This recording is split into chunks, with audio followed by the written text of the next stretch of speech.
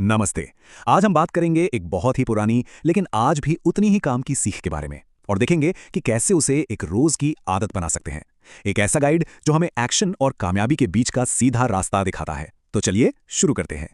अच्छा, क्या कभी ऐसा महसूस हुआ है कि सपने तो बहुत बड़े-बड़े हैं, लेकिन जिंदगी जैसे एक ही जगह पर अटक गई है? प्रोग्रेस क्यों नहीं हो रही? अक्सर लोग सोचते हैं कि इसका जवाब हमारी किस्मत या हमारे हालात में छुपा है, पर सच तो कुछ और ही है। असली दिक्कत पता है क्या है? वो है खाली बैठना। क्योंकि एक खाली दिमाग सिर्फ आलस ही नहीं लाता, वो धीरे धीरे हमारे कॉन्फिडेंस और हमारे सपनों को भी खा जाता है। और यही वो जड़ है, वो मूल विचार है जिसे आज हम समझने वाले हैं।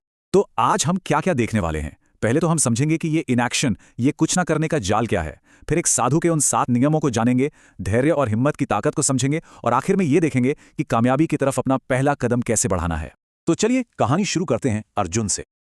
अर्जुन एक ऐसा नौजवान था जिसके सपने तो आसमान छूने वाले थे, लेकिन वो करता कुछ नहीं था।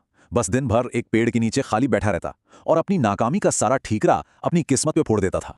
अब यहां पर देखिए अर्जुन की सोच और एक ज्ञानी साधु के ज्ञान में कितना बड़ा फर्क है। एक तरफ अर्जुन है जो किस्मत के भरोसे बैठा है और दूसरी तरफ है साधु जिनका साफ मानना था कि कामयाबी तो सिर्फ कर्म से, एक्शन लेने से मिलती है। और सबसे बड़ी रुकावट वो है खाली बैठना। अर्जुन की ये हालत देखकर साधु ने फैसला किया कि वो उसे कामयाबी का रास्ता दिखाएंगे। उन्होंने अर्जुन से वादा किया कि वो 7 दिन में उसे 7 नियम सिखाएंगे, लेकिन शर्त सिर्फ एक थी कि वो कभी भी एक पल के लिए भी खाली नहीं बैठेगा। और ये हैं वो 7 नियम जो अर्जुन की पूरी जिंदगी बदलने वाले थे। पहला, जागते हुए सपने देखो। दूसरा, काम करो, खाली मत बैठो। तीसरा, सब्र रखो। चौथा, सीखना कभी बंद मत करो। पांचवा, अपनी गलतियों से सीखो। छठा, अपने लक्ष्य पर फोकस रखो। और सातवां, कभी रुको मत, चलते रहो। देखिए, ये सिर्फ कहने की बातें नहीं है, ये एक्शन लेने का एक पूरा रोड मैप है। तो चलिए एक एक करके इन्हें समझते हैं। तो पहला नियम ये हमारे सपने देखने के अंदाज को ही पूरी तरह बदल देता है।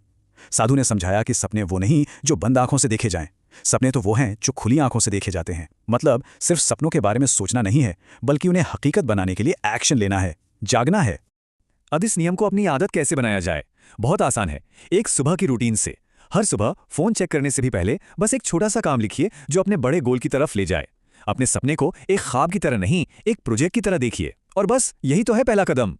अब आता है नियम नंबर 2 जो सीधा सीधा हमारी टालमटोल करने की आदत पर वार करता है। साधु ने अर्जुन को एक अजीब सा काम दिया, बिना किसी वजह के पत्थर इधर से उधर ढोने का। क्यों? सिर्फ इसलिए ताकि वो बिजी रहे, उसका दिमाग खाली न रहे। और इस नियम को अपनी जिंदगी में लाने के लिए ना एक 5 मिनट रूल है जो बहुत काम का है।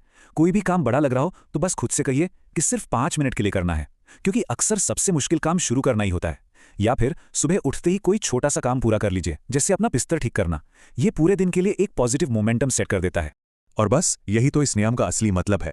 बिजी रहने की ताकत ही यही है कि ये नेगेटिव विचारों के लिए दिमाग में कोई जगह ही नहीं छोड़ता। जब हम किसी काम में लगे होते हैं ना, तो डर, शक, इन सब चीजों के बारे में सोचने का वक्त ही नहीं मिलता। चलिए अब आते हैं तीसरे नियम पर, धैर्य यानी पेशेंस। ये नियम उस फ्रस्ट्रेशन के बारे में है जो हमें तब होती है जब रिजल्ट्स तुरंत नहीं दिखते। और सच तो यह है कि कामयाबी के लिए सब्र रखना बेहद जरूरी है। साधु ने अर्जुन को एक बीज का उदाहरण दिया। जैसे बीज बोने के बाद उसे पौधा बनने में वक्त लगता है, ठीक वैसे ही कामयाबी को भी वक्त चाहिए। धैर्य का मतलब हाथ पर हाथ रखकर इंतजार करना नहीं होता। इसका मतलब है सही दिशा में लगातार कोशिश करते रहना, बिना हिम्मत हारे। लेकिन तब क्या हो जब कोई इंसान सब कुछ सही कर रहा हो और फिर भी कामयाबी दूर दूर तक नजर ना आए? यहीं पर साधु के अगले 3 नियम एक साथ काम आते हैं। नियम नंबर 4, सीखते रहना और चलते रहना।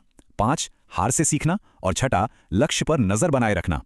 और इन तीनों नियमों की ताकत एक पत्थर तोड़ने वाले की कहानी में छुपी है। जरा सोचिए, एक मजदूर एक बहुत बड़ी चट्टान पर हथौड़ा मार रहा है।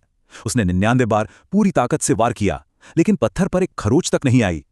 हर एक चोट एक नाकाम कोशिश की तरह लग रही थी। उसके हाथ कांप रहे थे, पूरा शरीर पसीने में तर था। पर उसने सोचा, अगर मैं अब रुक गया तो मेरी पिछली 99 चोटें तो बेकार चली जाएंगी। और फिर उसने 100वीं बार हथौड़ा मारा और चट्टान 2 हिस्सों में टूट गई। पर यहां सबसे मजेदार बात क्या है? वो चट्टान उस आखिरी 100वीं चोट से नहीं टूटी थी, वो तो उन पहली 99 चोटों के असर से टूटी थी। हर वो चोट जो बाहर से एक फेलियर लग रही थी, असल में अंदर ही अंदर उस पत्थर को कमजोर कर रही थी। यही है असफलता से सीखने का असली मतलब। ये उस मजदूर के खुद के शब्द थे। और कामयाबी भी बिल्कुल ऐसे ही काम करती है। देखिए, उसका लगातार चोट करना वो थी दृढ़ता, यानी नियम नंबर 4। हर चोट से सीखना वो था नियम नंबर 5।